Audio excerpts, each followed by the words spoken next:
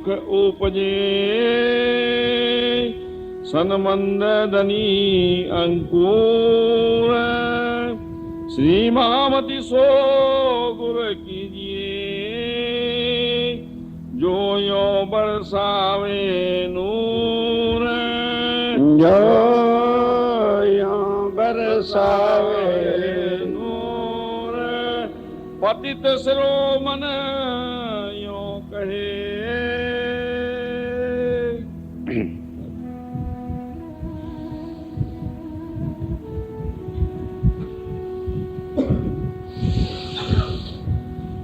पतित शिरोमणियों कहे। आप हक श्री राज्य महाराज वैधाम के धनी प्राणनाथ जी महाराज इंद्रावती के आत्म के हृदय में बैठकर विराजमान और बता रहे हैं। इंद्रावती बता रही है कि सुंदर साहब जी, मैं संसार में आकर पतित क्यों कहलाया। पतित का मतलब यहाँ गरीबी से नहीं, असहाय पुरुष से नहीं।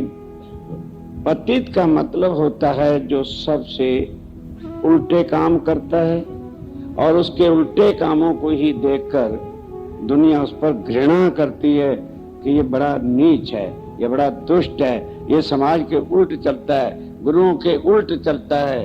स्वामी जी कहते हैं मैंने ये सब कर्म किए।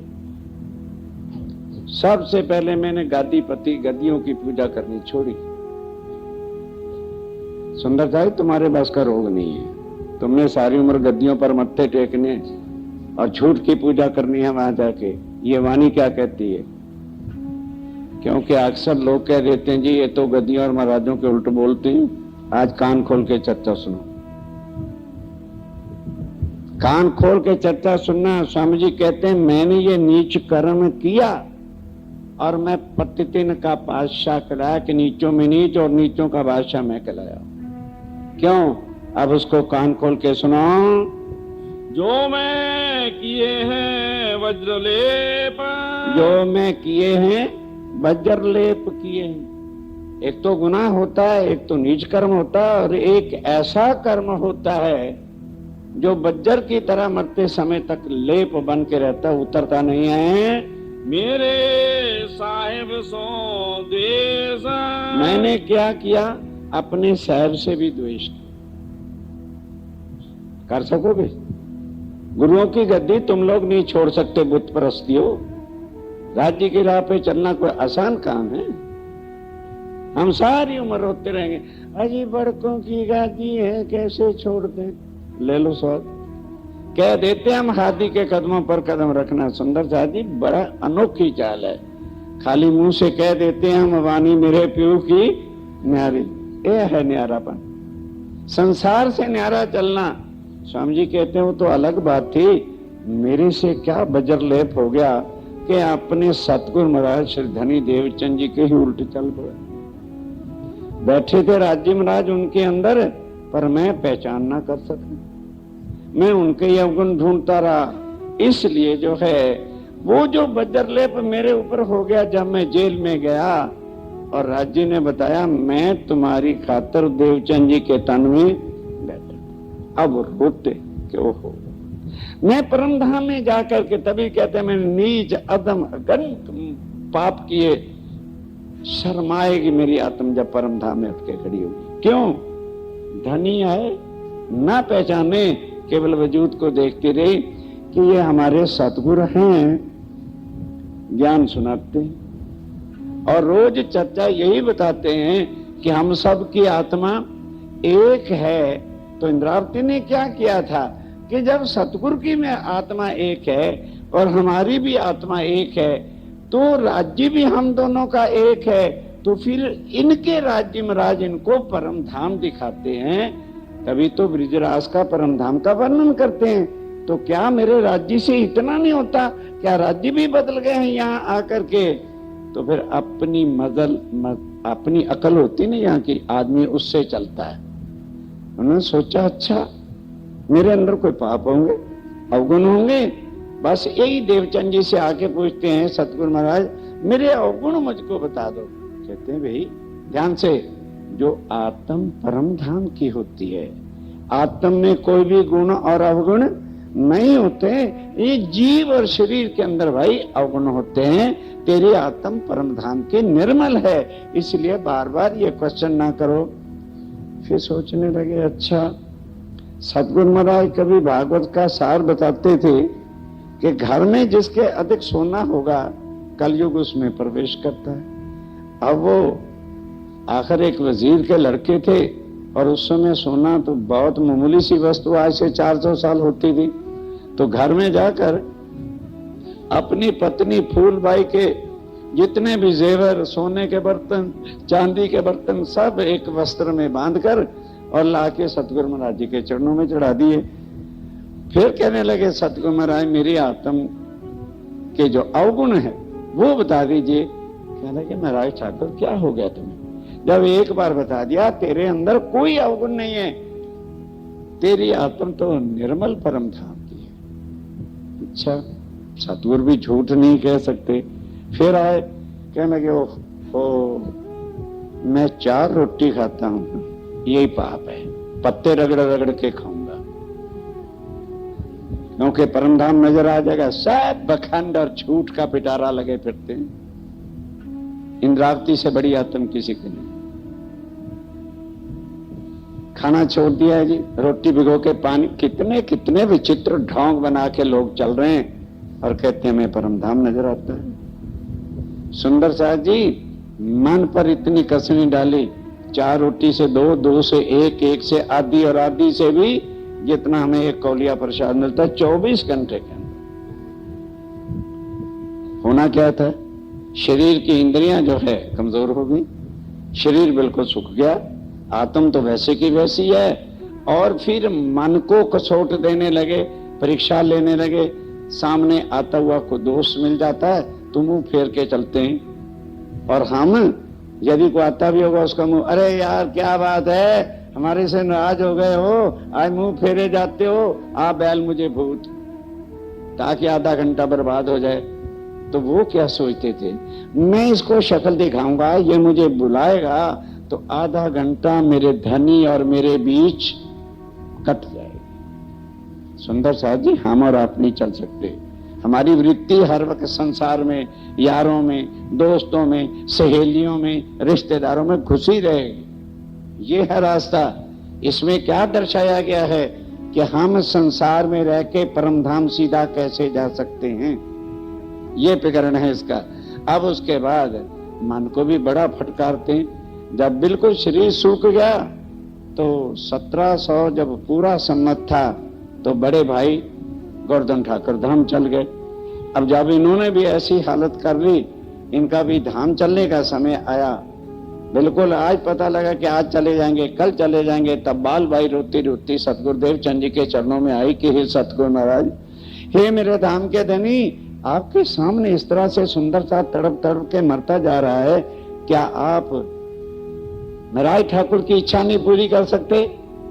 उन्होंने कहा, भाई जब भी आता है हमें यही कहता है कि मेरे गुनाह निकाल दो, मेरे अवगुण निकाल दो, बता परम धाम के आत्म में कोई गुनाह हो तब तो मैं बता दूं, कैसा झूठ कुफर मैं भी बोलने लग जाऊं।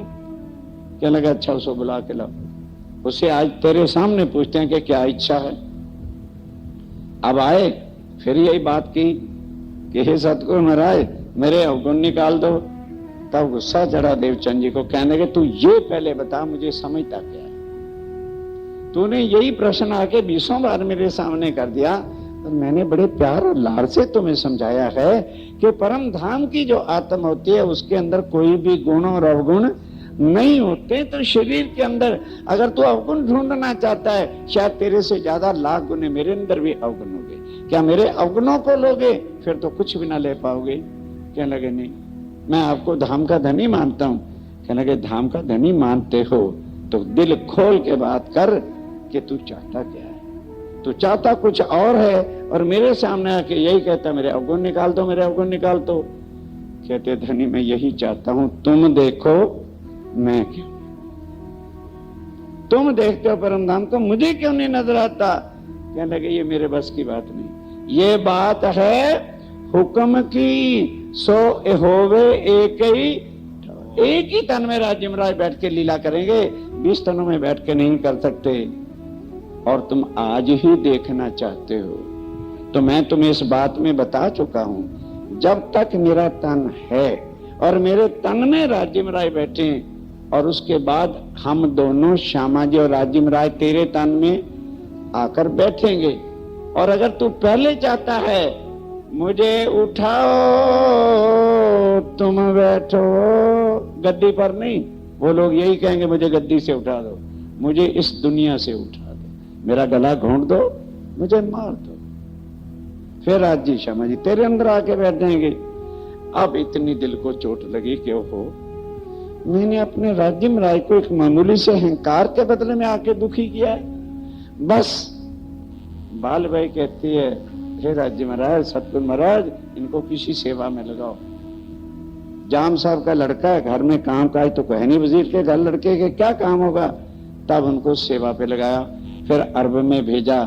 अब वो बातें अब याद आती है कि ओहो, मैं किए साहेब सो द्वेष, मैं अपने सतगुरु महाराज, अपने साहब, अपने धनी से भी द्वेष करके उल्टा मार्ग अपना लिया था और मुकाबले में उतर आई थी कि इनको परम धाम नजर आता है, मुझे परम धाम नजर क्यों नहीं आता। ये द्वेष बजर लेप हैं।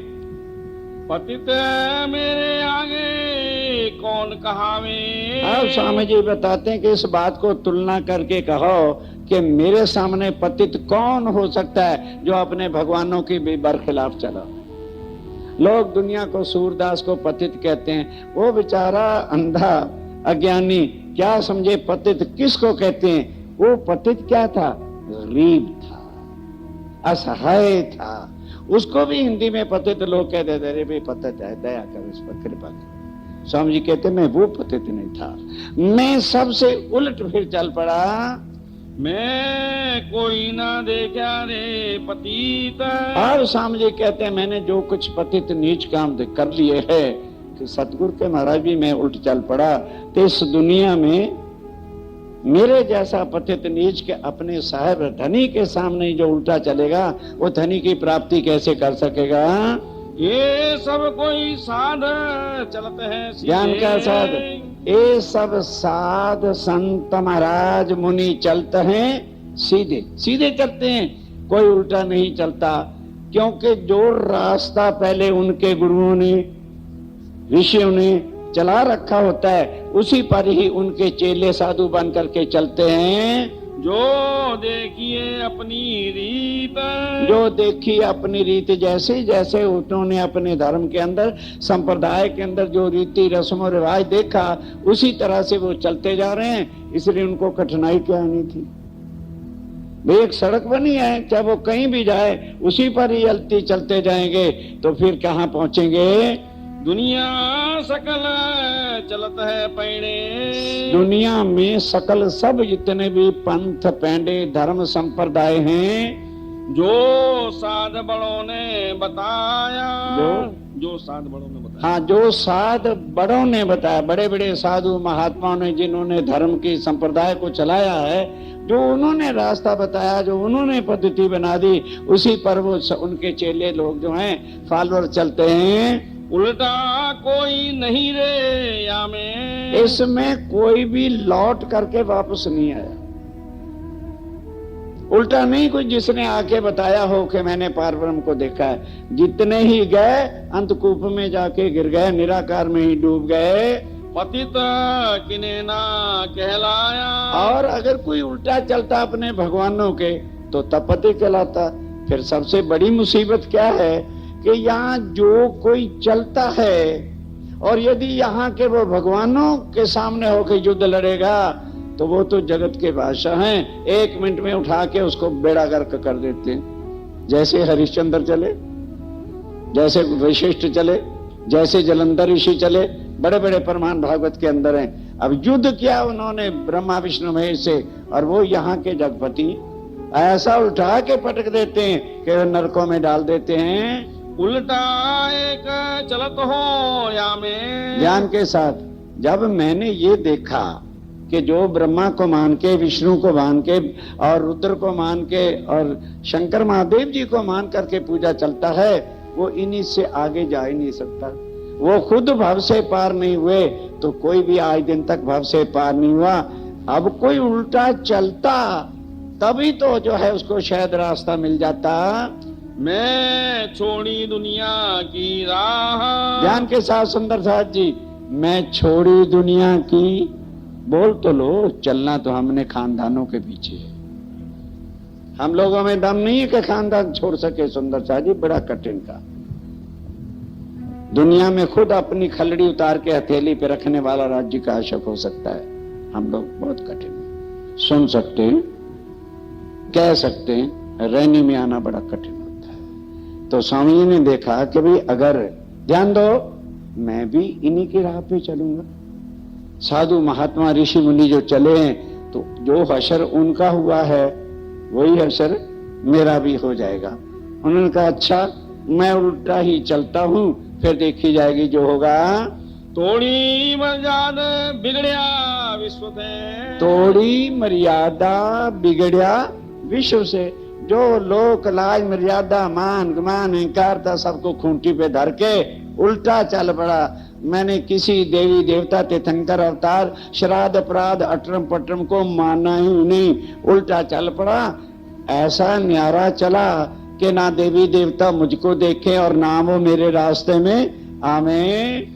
मैं तो पतितन को बादशाह। कि मैंने तो संसार में आके नीचों में नीच कर्म किए, ना देवी देवताओं को माना, उधर सतगुरु महाराज से भी जो उल्ट लड़ पड़ा। सूर जैसे पतित कहावे। कि इस दुनिया में तो आज दिन तक सूर श्याम सूरदास हुए ना, वो बड़े पतित कहलाते हैं। दुनिया उनको बड़े नजर और रहम की दृष्टि से देखती है, पर मुझे सब घृणा की दृष्टि से देखती। कि ये बड़कों का इज्जत नहीं करता, ये मान सम्मान नहीं करता, गादियों की पूजा नहीं करता, ये वो नहीं करता, इसलिए मुझे सारे घृणा की दृष्टि से देखते थे। और की शोभा आप देवे। अब सूरदास क्या है, उस बेचारे को ये भी नहीं पता है कि पतित कहते किसको हैं। क्योंकि लोग पतित किसको कहते हैं? जो बेचारा निर्बल होता है, गरीब होता है, ऐसा। अरे यार ये तो पतित है बेचारा, इसको क्यों डांटते हो, क्यों गुस्सा होते हो? तो वो अपने ऊपर पतित की शोभा लिए बैठा है। वो बेचारा क्या जाने पतित कहते किसको हैं। पतित वो है जो विराट के खानदान के गुरुओं की झूठी रीतियों को छोड़कर सत्य के मार्ग पर चलता है। वो अंधा राख गरीब साध जो। अब वो बेचारा अंधा राख कहते फकीर को, गरीब साधु बेचारा क्या जाने कि ये कौन सा रास्ता है। सो क्या रे पतिती लेवे। वो बेचारा क्या पतिती, वो जिसकी आंखें नहीं, गरीब है, अपाहज है, वो क्या उल्टे काम करेगा या क्या निष्ठा का काम करेगा। नामधारी पतित जो होते। और फिर ध्यान दो, जो नामधारी पतित जितने भी संसार में हुए हैं, जिन युद्ध जगपति सो किए। ध्यान से, उन्होंने युद्ध किससे किया? जगपति ब्रह्मा विष्णु महेश से किया और चल पड़े। जगपति जग में बड़ा जोरावर है। और जो जग का पति है, मालिक है, परमात्मा है, वो तो सर्वशक्तिमान है। वो उठा करके ऐसे पटक देते हैं जैसे कोई भी सत्य की राह पे चला। तो इंद्र का सिंहासन डोला, इंद्र भागा भागा वैकुंठ में गया। उन्होंने रूप का रूप धारण किए और तपस्या करने वाले के सत्य को गिरा करके नरकों में डाल दिया। भागवत पढ़ो, लाखों प्रमाण इसके अंदर हैं। दिन मार चरण तले लिए। बस जो भी चला उन्होंने मारा, उनके सर से गिराया और फिर चरणों में दबा दिया, खत्म कर दिया। या जग में ये क्या रे पतिती। अब जगत वाले जाने क्या के पतिती कहते किसको हैं, क्योंकि वो राह उल्टी चल देते हैं। अगर राह उल्टी चले, जो राह पहले चल रहे हैं वहां चलते गए, तो फिर क्या पतिती होगी। उल्टा चल के को देखे कोई ना पहुंचा पार। इसलिए कोई भाव से पार जा ही नहीं सका। रास्ते में 3 मगरमच्छ बैठे हैं, ब्रह्मा विष्णु महेश। जाते हड़प करके नीचे हड्डियां तक भी नहीं छोड़ते और फेंक देते हैं नरकों के अंदर। बहुत दौड़े सो शून्य तोड़ी। बस अगर किसी ने तपस्या कर कुर के हड्डियां सुखा भी दी दधीच जैसों ने, तो बस शून्य तक वैकुंठ तक जाते हैं। आगे कोई निराकार के पार जा ही नहीं सका। आड़ी पड़ी निराकार बस आगे आड़ा, आड़ी में नहीं, आड़ा जो है निराकार मोह तत्व पड़ा है, उसको तो त्रिदेवा भी नहीं उलंघ सकते। तो अगर कोई निकलेगा भी तो कैसे निकल जाएगा? मैं उल्टाए आत्म जुगते जगाई, मैं उल्टाए आत्म जुगते। कहते मैंने जब देखा ये तो जीवों के मालक हैं, तो मुझे क्यों इनकी रीति लेनी चाहिए? मुझे क्यों इन भगवानों को मानना चाहिए? मैं क्यों झूठी गादीपतियों को मानूं? मैं क्यों झूठे रस्मों रिवाजों को मानूं? मैं उल्टा चल पड़ा। जब मैं उल्टा चला, उल्टे रास्ते चला, इनके रास्ते में मैं नहीं आया तो मेरे रास्ते में ये नहीं आए। इस तरह से मेरी आत्म भाव से पार हो गई।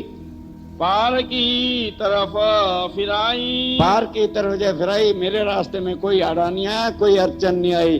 जो इनके यहाँ की पूजा बोलो बोलो नहीं करेगा, तुम ना कहना, क्योंकि तुमने तो करना है, इसलिए सांस सूख गया। जो इन देवी देवता और भगवानों की पूजा नहीं करेगा वही भाव से पार हो सकता है। नहीं तो कर्म करो मरो, कर्म करो मरो, आवागमन में चक्कर खाते रहो, फिर तुम्हें कोई भाव से पार नहीं करेगा। शून्य निराकार पार पर आत्मा, कहाँ पहुंच गई मेरी पर आत्मा? शून्य निराकार और पार योग माया के ब्रह्मांड में चली गई। मैं तापर दृष्ट चढ़ाई, हाँ, मैं उससे फिर आगे दृष्टि दिखाई भी। अब क्या करना चाहिए? निराकार से मैं पार इस तरह से उल्टा चल के हो गया। अब सोचा क्या करूं? कहने लगे नहीं, सतगुरु की चर्चा अब याद आई। वो कहते थे निराकार के पार थे, 3 पार के ही पार चलना है। तब फिर मैंने युद्ध किसके साथ कर लिया? जो अलख है। अलख राज्य को नहीं कहते, अलख कहते हैं अक्षर ब्रह्म को। तो मैंने सीधा उससे फिर युद्ध छेड़ा। अगम के पार जो अलख कहावे, अगम के पार जो अलख, अक्षर ब्रह्म को भी दुनिया जानती नहीं है मेरे सुंदर साहब जी। गीता के बड़े बड़े लोगों ने अनुवाद किया, क्षर कह देते हैं शरीर को, अक्षर कह देते हैं जीव को, और अक्षरातीत कह देते हैं आत्मा को। और दुनिया का दोष क्या है? सुंदर साहब जी, उनका दोष कभी ना निकालना। क्यों? उनके पास जागृत बुद्ध है ही नहीं, तो बेचारे क्या इसका बेवरा करेंगे। अब वो तो सतगुरु से धनी देवचंद जी के तन में बैठ के हरराज जी ने तारतम से ये बताया, निराकार के तारतम की चौपाई है, निराकार के पार थे, 3 पार के भी पार। अब सोचते हैं मैं निराकार के पार तो गया अब वही जो निगम के पार अलख है उससे युद्ध छेड़ा जाए। मैं 300 जाए युद्ध लिया, युद्ध ले लिया भाई, इसके पास कैसे पहुंचा जाए?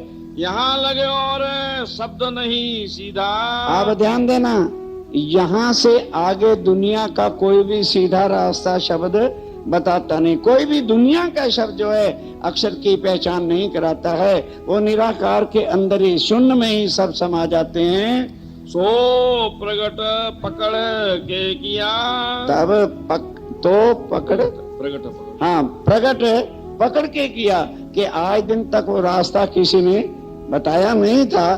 फिर सतगुरु महाराज जी के शब्द याद आए कि अक्षर की 5 वासना है, और कबीर की वासना अक्षर तक वर्णन करती है। वो चीज जब 5 सुरता जो अक्षर की है उसको लिया, और उस रास्ते से मैं आगे चल पड़ा जो कबीर जी ने बताया था कि अव्याकृत सबलिक ब्रह्म और केवल ब्रह्म और सत्य स्वरूप। अब हमारे ज्ञानी जन क्या देता है? अक्षर के चित्त में अखंड है, अक्षर के चित्त फाड़ करके वो ब्रिज और रास की लीला हो रही है। शब्द पढ़ लिया और अकल वकल है नहीं, ठोका ठोकी की चर्चा सुनाते फिरते। अक्षर का मन क्या है? अव्याकृत में लीला होती है। अब उसका चित्त क्या है? सबलिक ब्रह्म में अखंड, और ब्रिज और रास की लीला ना के परम धाम के चित्त में उसके शरीर में घुसी बैठी है। और उसके बाद केवल ब्रह्म जहां अक्षर की बुद्धि काम करती है, और अक्षर का सत्य स्वरूप है जहां जबराइल और असराफील रहते हैं। तो वो 5 स्वरूपों का, 5 शक्तियों का जो ज्ञान था उसके माध्यम से कबीर जी की चौपाई से मैं अक्षरधाम तक पहुंच गया। इन्हें आत्म को घर यही अक्षर है। अब अर्थ क्या निकालेंगे? अरे परम धाम की आत्मा को कहने अक्षर ही है। इन आत्म, कौन सी आत्म? 5 वासना जो है, इनका घर अक्षरधाम है। ये अक्षर की 5 वासना है। ये तो पार ब्रह्म परखाया। बस वहां जाते जैसे मैं अक्षरधाम में पहुंचा तो पता चल गया कि 3 पार के भी पार जाना है अभी। अब वहां ना भक्ति, ना शक्ति, ना ज्ञान, ना सतगुरु का ज्ञान भी काम नहीं आता। कि वहां ज्ञान नहीं चलेगा, वहां अक्ल नहीं चलेगी, वहां भक्ति नहीं चलेगी, वहां शक्ति नहीं चलेगी, जहां इश्क ही इश्क की लीला है। तब मुझे सतगुरु महाराज जी का वचन याद आए कि वो सदा कहते थे परम धाम में प्रेम की लीला है। तो फिर यहां तक तो सतगुरु के ज्ञान से पहुंच गया। मैं कहा आगे सतगुरु महाराज कहते थे वहां ज्ञान इल्म है ही नहीं। तो फिर मैंने अपने रोम रोम में प्रेम अखंड का रूप इश्क ही इश्क भर लिया और मैं चल पड़ी। ये युद्ध जीत्या में सहजे, ए युद्ध जीत्या में सहजे। जो आज दिन तक लोग खलड़ियां उतरवा के भी कोई भाव से नहीं पार हो सका, बस मैं उल्टा चल पड़ा। दुनिया की बातों की तरफ नहीं देखा, कान बंद कर लिए और कर्म का, लोक लाए, खानदान की शान मान सबको उतार के बस राज्य के मार्ग पर चलता चला गया। तो मैंने ये युद्ध जीत लिया सतगुरु जी की दया। सतगुरु जी की दया से उन्होंने जो बताया था कि निराकार के पार है और वाणी मेरे प्यू की न्यारी जो संसार है। इस रास्ते से ये सतगुरु जी की कृपा हुई और मैं भव से पार हो गया। अब अक्षर के पार में युद्ध बनाऊं। अब उन्होंने कहा भी अच्छा अक्षर तक तो युद्ध जीत लिया, अब इसके पार कौन रहता है उससे भी युद्ध किया जाए जरा। अभी पता ही नहीं था तो युद्ध की शब्द आना। कहते भाई अगर अक्षरातीत है अब उससे युद्ध लड़ना है तो क्या करना चाहिए? सकल आयुध अंग साजू। अब कहने लगे अब क्या करना चाहिए? गुण अंग इंद्रिया सब ऐसी मजबूत कर लूं कि वो आके लड़ेगा तो उसे मार ना खाऊं। सब अंगों को जोधावर बना लूं, सकल साज लूं, किसी प्रकार की भी मेरे अंग में कमी नहीं आनी चाहिए।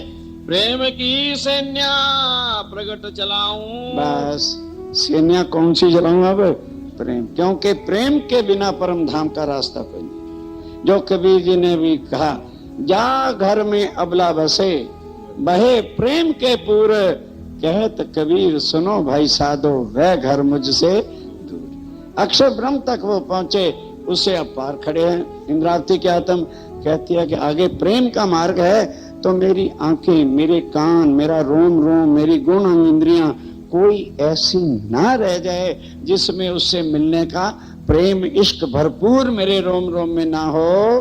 कंठ अक्षरातीत मिलाऊं। और उस अक्षरातीत के साथ मैं इश्क का रोप रोम रोम में भर के जाऊंगी तो निश्चय मेरे धनी मुझको गले लगा लेंगे। पतित ऐसी पुकार ना कीजिए। बस है? पतित ऐसी पुकार ना कीजिए। पतित ऐसी पुकार ना कीजिए। अब वो पुकार जो इंद्रावती के हृदय में क्या किसी पतित ने या बड़े ऋषि मुनि ने किसी आज दिन तक किए? ये पुकार केवल आत्मा को दर्द लगता है तो वही सुंदर साथ जो है संसार से उल्टा चल के धनी से मिलने के लिए चल पड़ता है। पर मोको इन चोटें अगिन लगाई। पर मुझे इन चोटें, कौन सी चोट? जो मैंने सतगुरु से बदर लेप कर, वो चोट मेरे ऐसे कलेजे में लगी हुई थी कि मैं किस तरह जाके अपने धनी को अब मुख दिखाऊंगी। बहुत बरस में राखी अंदर। बहुत बरस ये दर्द को मैंने अंदर ही अंदर छपाती रही, घुल के पीती रही। अब तो ढापी ना जाए। अब मेरे से वो ढांपा नहीं जाता था जो मुझे चोट लगी थी। उस चोट के बल से ही मैं भव से पार उतर गई और अक्षरधाम तक आ गई। पार के पार पार जाए पहुंचा। अब जब इश्क प्रेम रोम रोम में आ गया तो आगे अब याद नहीं है अभी के राज्य का स्वरूप क्या है। सतगुरु के वचनों से बता रहे हैं कि धनी कंठ से कंठ लगाते हैं। अब पहुंच गए, कहते मैंने जमुना पार भी कर ली इश्क के रूप में और फिर पाट घाट पे जाके स्नान करके बिल्कुल तैयार हो गई। फिर जब 100 सीढ़ियां चढ़ी, सामने 28 स्तंभ के चौक में पहुंची तो राज्य महाराज ने देखा मेरी आत्मा आ रही है, वो दौड़ के सिंहासन छोड़ के अगर मुझे आके गले लगा लिया, बोलो श्री प्राणनाथ प्यारे। क्या लगे